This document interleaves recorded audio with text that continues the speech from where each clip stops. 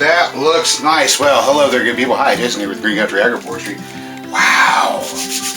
Oh, wow. Well, I've got some tomato picking to do. Some cherry tomato picking to do. Ha ha ha.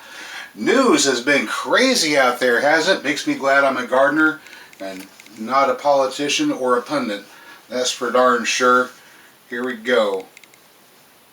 So instead of having to hightail it for the hills to hide out from French assassination squads, I get to harvest fresh, ripe cherry tomatoes right off my own indoor, homegrown tomato plant. Just in time for Thanksgiving too. I'm getting ready to mix up a salad. Yeah, I know, exciting, right? Salad for Thanksgiving. No, but I mean, we're gonna put you know, the works in it, all the good stuff. Broccoli florets, radishes, onions, tomatoes, obviously, cucumbers, mushrooms, roasted pumpkin seeds. Yeah, roasted pumpkin seeds, pretty good on a salad.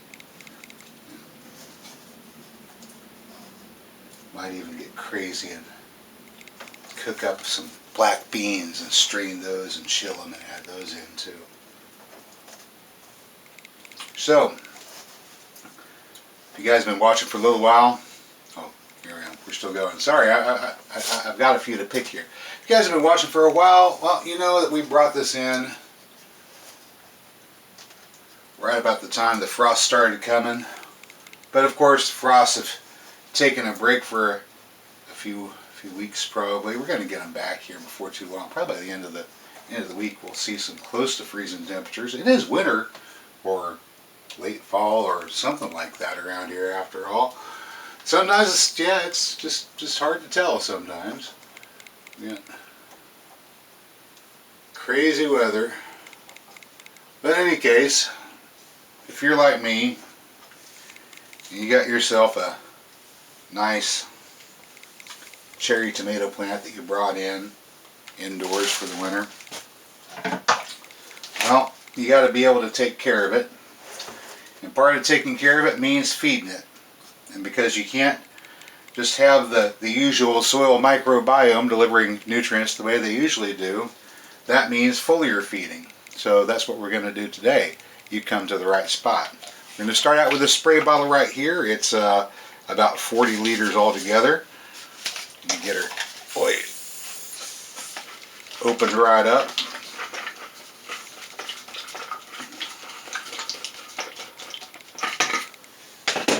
There we go. Fancy equipment we're using here today. Alright, it says fill to the line, 10 pumps max, 40 fluid ounces. Sorry, 40 fluid ounces. That's what this thing is. Did I say 40 liters? It's 40 ounces. Okay, here we go. We've got 40 fluid ounces right there. Put this aside for the moment. That's water. Water's good. We love water. Water, yeah, plants love water. We love water. Water's not enough. We're going to give them some Epsom salts. Magnesium sulfate. There we go. A little bit of magnesium sulfate.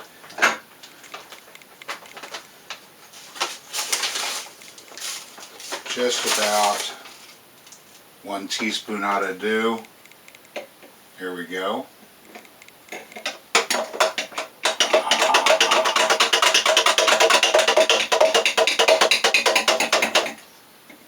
Yep, so if you're mixing up cocktails this holiday season, don't forget to mix up a little something for your houseplants too.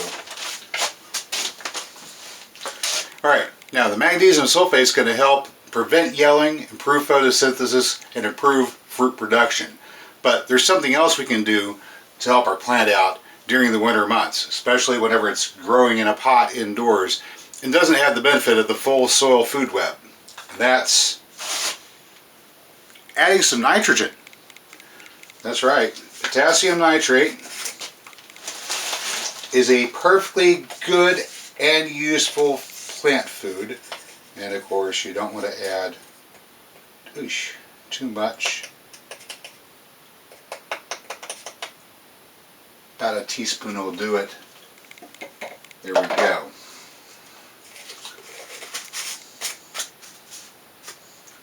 Now, if you don't live in a place where you can get nitrate fertilizer in close to pure form, that's okay. We've got plenty of videos showing you how you can go about gathering together and making nitrified earth and getting your own supply.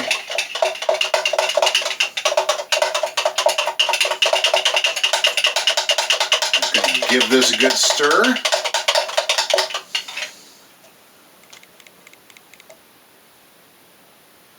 And when it looks like most of it's gotten dissolved in there, we'll get to feeding.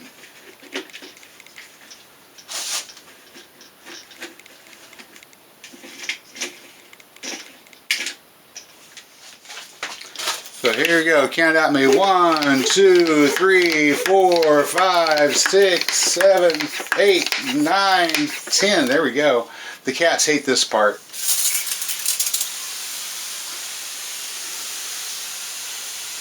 There we go. So absorbing right through the leaves.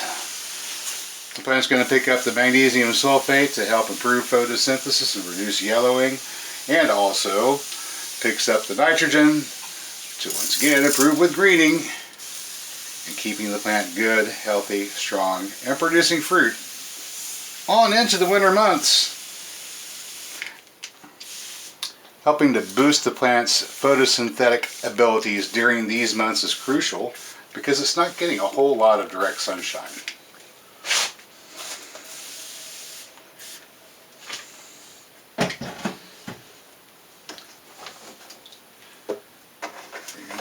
Let's give it a little turn. Oh, well, there's a couple more tomatoes I could have picked right there. Well, they can surely wait for a day or two, I suppose. Hey, that's all I've got for you today, good people. As always, I hope you found today's video informative or entertaining, maybe a little bit of both. And if you did, you know what to do. I'll catch you next time. But until then, get out there and get growing.